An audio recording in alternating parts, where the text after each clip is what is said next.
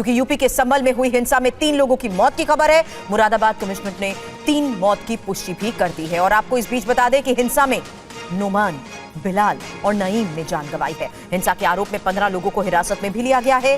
साथ ही इस बीच कमिश्नर की तरफ से यह बात कही जा रही है कि जो भी मस्जिद आया था उस पर कार्रवाई होगी।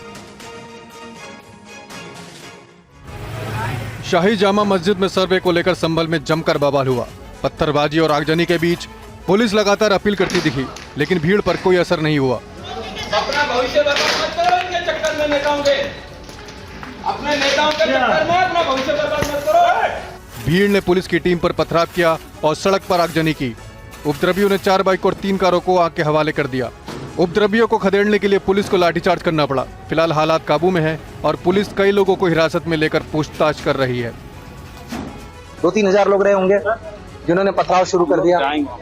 और उस पथराव के बाद जब पुलिस ने आंसू गैस से गोले छोड़े तो उनमें से फायरिंग भी छत पर से की गई। उनकी पहचान की जा रही है कि कौन कौन लोग थे उसमें। इसमें से कई सारे लोग डिटेन भी किए गए हैं। एक घर से पथराव हो रहा था, वहाँ पे 2 महिलाओं को भी डिटेन किया गया है और फिलहाल स्थिति शांतिपूर्ण है। पथराव की घटना के बाद प्रशासन ने घटनास्थल से पत्थर इकट्ठे किए और इलाके में सफाई अभियान चलाया।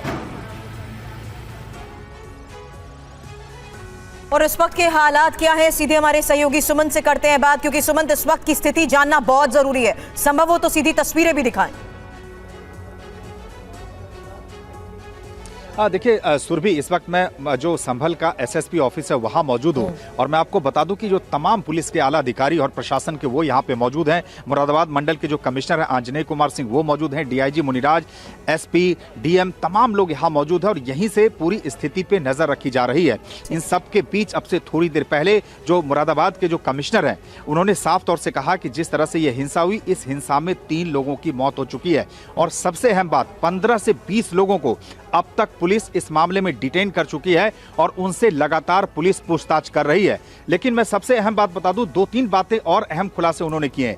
3 तरफ से उपद्रवी आए थे और तीनों ही तरफ से पथराव शुरू किया गया। तकरीबन 2 घंटे तक बेहद शांतिपूर्ण तरीके से पूरे सर्वे की कार्रवाई हुई, लेकिन ठीक 2 घंटे बाद जिस तरह से स्थिति बिगड़ी, हालात संभालना मुश्किल हो गया था।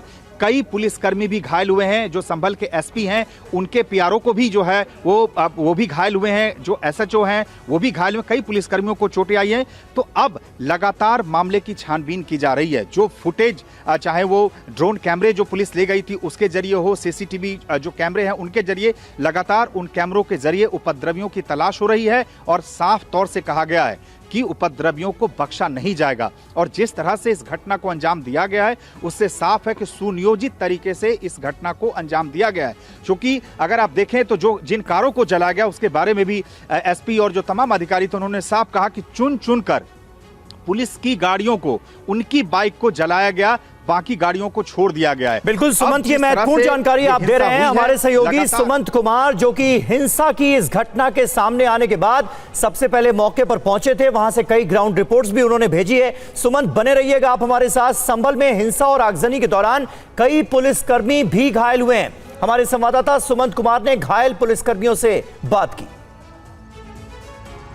संभल के शाही जामा मस्जिद में सर्वे के दौरान जिस तरह से हिंसा हुई, उपद्रवियों ने आगजनी की, इस हिंसा में कई पुलिसकर्मी घायल भी हुए हैं। हमारे साथ आप सामने तस्वीरों में देख सकते हैं कि राजीव कुमार मलिक जी हैं, इनके हाथ में चोट लगी है। राजीव जी, कहाँ ड्यूटी थी उस वक्त और अचानक किस तरह से ये हादसा हुआ? ये जामा मस्जिद के पीछे हम लोगों की ड्यूटी थी यहीं पर जी। अचानक ये जो राइट साइड में गली गई है इसके अंदर से काफ़ी मात्रा में उपद्रवी निकल के आए और अचानक उन लोगों ने पथराव शुरू कर दिया। उसी पथराव के दौरान ये चोट लगी हाथ में और फ्रैक्चर हो गया। अच्छा, आप कहाँ तैनात हैं? यहीं पास में तैनात हैं? हाँ जी, मैं एसएचओ केला देवी। अच्छा, मैंने आप ही के थाना क्षेत्र में ये मस्जिद? मैं बाहर से आया हूँ। बाहर से आया जी। अच्छा, तो उस दौरान कई और पुलिसकर्मी भी चोटिल हुए हैं, कई लोगों को? हाँ, पथराव में कई लोगों को चोटें आई है। तो कुछ आप लोगों को इस तरह का इंटेलिजेंस इनपुट था कि इस तरह से अचानक कोई हिंसा हो सकती है? आप लोग तैयार थे या अचानक सब कुछ अचानक हुआ? सब कुछ अचानक हुआ है, अचानक हुआ है सब कुछ। अचानक भीड़ आई, क्या हुआ? थोड़ा मंजर अगर आप बयां कर सके तो। गली के अंदर से नारेबाजी करते हुए आए हैं और नारेबाजी करते के बाद हम लोगों ने रोकने का प्रयास किया तो वो पीछे से उन्होंने पथराव शुरू कर दिया।